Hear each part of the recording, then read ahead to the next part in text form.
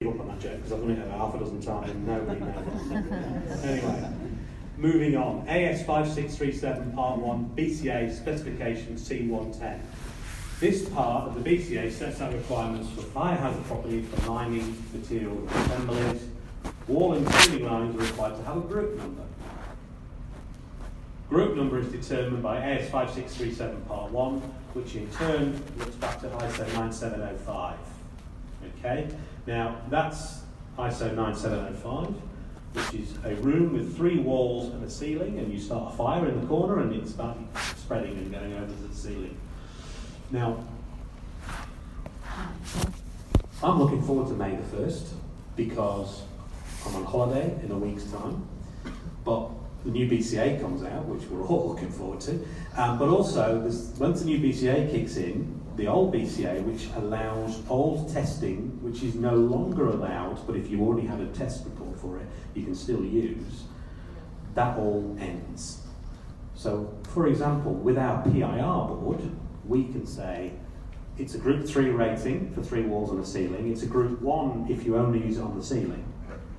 Our competitors with a similar product have the same thing. That'll go come the new BCA. If you've got old tests, because some of the testing, like that's a good test, it's an expensive test, it's a big test. But there's other tests where you can set fire to a small bit and see what's going to happen, sort of extrapolate. That test is now no longer allowed. If you wanted me to get one done today, I couldn't get one done.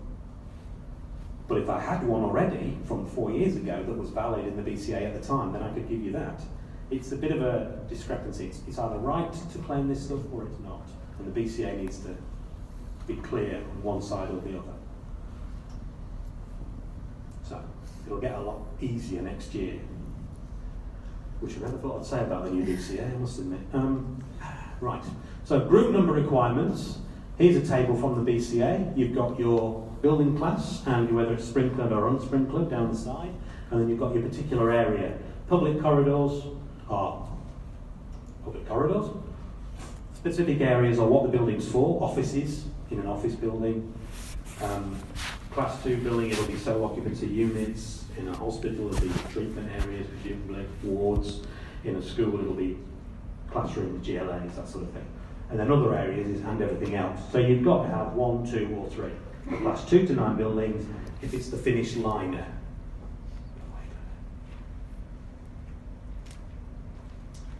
So when is a group number important?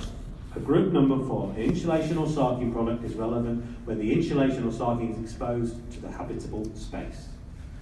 For example, under slab, car park, conditioned space above, R2, let's say a hospital, let's say a shopping centre, that has to have a group rating.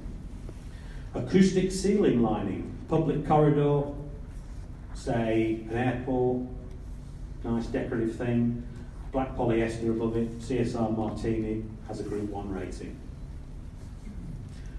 Under slab, car park, group 3 rating, another one there on the bottom. That's the PIR, group 3 rating.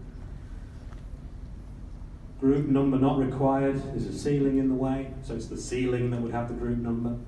What's behind it doesn't.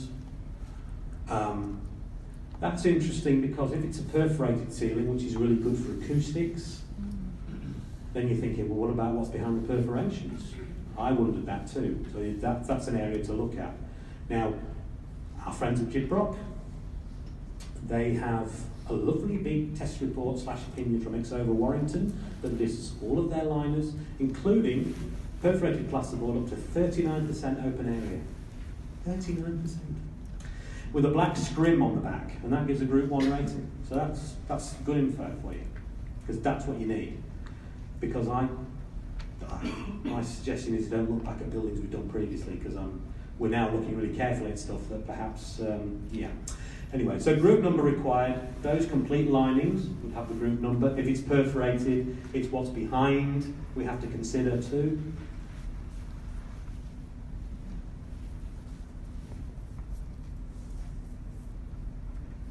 In summary, our time together is coming to an end. In summary, be precise with language when discussing BCA fire requirements. It's hard, this stuff, because I've really looked into this a lot over the last year or so, and this is hard because I can give you non-combustible. I can give you an FRL, but I can't necessarily give you both. I can give you a group number, but I can't necessarily make it non-combustible. So if you've got polyester in a wall, and it's got to be, non-combustible, that's no good. If you've got polyester as a liner, but not part of the wall, it's an attachment to the wall, it's like a pinboard in the school, the wall might need to be non-combustible, but the polyester just has to have a group number. That's an assessment for a certifier type. It's a difficult thing. And that's why we've got these testing, as per the BCA, we can give you reports. But ultimately, there's always going to be a bit of, which bit do I actually apply? Like polyester's great, but if you're looking for non-combustibility, no. PIR is not non-combustible. If you want thin masonry walls, PIR is the bomb. It really is exactly what you want. The problem is, it's not non-combustible from a DTS point of view. But we do have a fire engineer's opinion that talks about its use on the inside face of masonry with a liner in a building with sprinklers. Whether that will be accepted by certifiers, but it is an option. Because if you, for example, you've got 190 core fill, you want R2.8, I'm talking 90mm studs with a 20mm gap, 110mm cavity. Or with PIR, a 56mm cavity. So obviously, bigger floor area, you look at, but if we've got to meet non-combustible DTS, that's where we're going to have a problem. That polyester, I hope, is going to have a Group 1 rating. That's fine, but if you're looking for non-combustibility, which you wouldn't be there if it was on the walls, then it's got the Group 1 rating, but if it has to be non-combustible, it doesn't have it. The membranes is a problem, because only the one we've got and the other one that the other guys have got are DTS options. Skip ahead. The future, ladies and gentlemen, the future. BCA 2019 is not far away. I had 2.5 hours on a phone hookup yesterday. I was also stung by a bee, and I also had to give one of my dogs a shower because he has a bit of problems in the back area. I won't go into details, but suffice it to say that phone hookup of 2.5 hours was probably not the highlight of my day. I think the other two were more. At least the bee sting was over quickly. 2.5 hour phone hookup. We're looking seriously about BCA 2019. There's some interesting, scary things coming in. But a little gem that is in there, which is sure to brighten all our days. C19, non-combustible building elements. The following materials may be used wherever a non-combustible material is required. Plasterboard, 6. Sarking type materials that do not exceed 1mm in thickness and have a flammability index not greater than 5. Now that is in the preview. That's what's going live in 70 days or whatever it is. That's not me on one of my flights of fantasy about the public comment says this and world peace will follow soon afterwards. This is real. So come May the 1st, when you're working under that BCA, this is what will be the truth. And we can then say, right, let's just talk building science. Doing a job in Toowoomba, so, oh, brilliant. Doing a job in Cairns, let's use a vapor barrier. We can do all these things without worrying about the non-combustibility. Because those, and I dare say the other guys, will all be less than or equal to 5, because that's been a common requirement for a long time. Sarking being over 1mm, that's huge. So all we've got to do is make sure that our test reports that have flammability index on also state the thickness, because you're going to ask. And you can't just have it on a data sheet, it's got to be on an official test report. But that's our problem, not yours. That is a little thing that's coming our way, which is nice. So no, I thought I'd finish, not finished, but almost finished on a high note. Back to our summary. Be precise with language. Like non-combustibility is primarily used BCA specification C1.1 for external walls and common walls. So if it's a type A B, we're going common walls, external walls have to be non-combustible. You heard me talk about polyester a couple of times. You just have to be careful with that. Fire resistance level, FRL, applied to a system, not an insulated product. So it's everything within the system. But actually, if you look in the red book, you'll see that an empty stud wall has the same FRL as one with something in it, some glass wool in it. So, but obviously, we're there for acoustics and for thermal. Where the insulation or sarking is exposed to habitable space, a group number is likely to be required. When I say likely, always. For class 2 to 9 buildings.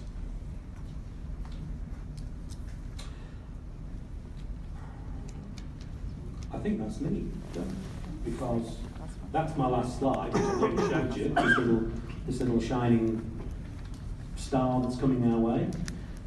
That's going to make things a bit easier, make our conversations a bit easier. Of course, it depends on when your BCA is. If you're shoving things through into BCA 16 because Section J is going to be a nightmare, here's another little taster. BCA, Section J, for 2019, you don't have to apply it until May the 1st, 2020. Isn't that nice? You get a whole year of using the old Section J, because the new Section J, it'll be quite onerous. Remember the bee sting?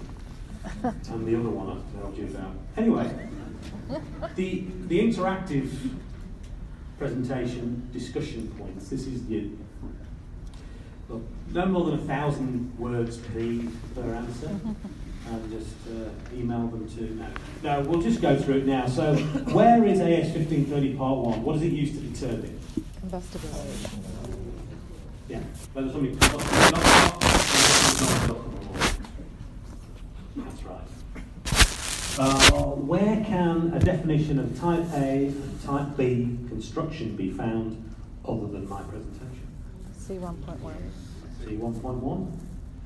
Normally I just get BCA, so thank you for that. Does insulation give an RFL? No. You fell into my trap.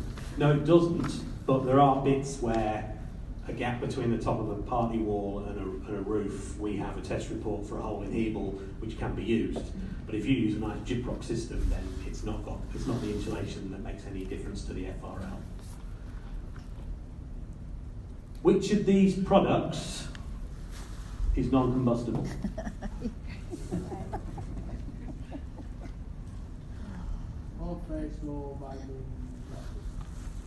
Glass wool, unfaced, that's right. Unfaced glass wool is non-combustible. Actually, that's because not all of it is, you see. This is the thing. Like the glass wool that's low density, low binder, unfaced, yes. The denser stuff, no. The faced stuff, no longer. Polyester, no. PIR board, no. But yes, as an alternative solution. Polyester, no. But I don't have anything to offer as an alternative solution except you could use this, but it's not non-combustible, which is not really an alternative solution. And glass wool, I suppose the correct answer is depends which glass wool. And where is a group number relevant for insulation and sarking? When, sorry? Exposed. That's right. So when it's the liner, like when I'm in the finished building and I look around, it's the liner. I know that sounds really equal to, of course, that's obvious, but sometimes like with perforated screens, it's what's behind it that counts. As I like to say, stud walls are like people, it's what's on the inside that counts. Anyway, on that rather cheesy note, thank you very much, that's the end of me, and Thank you. thanks for coming.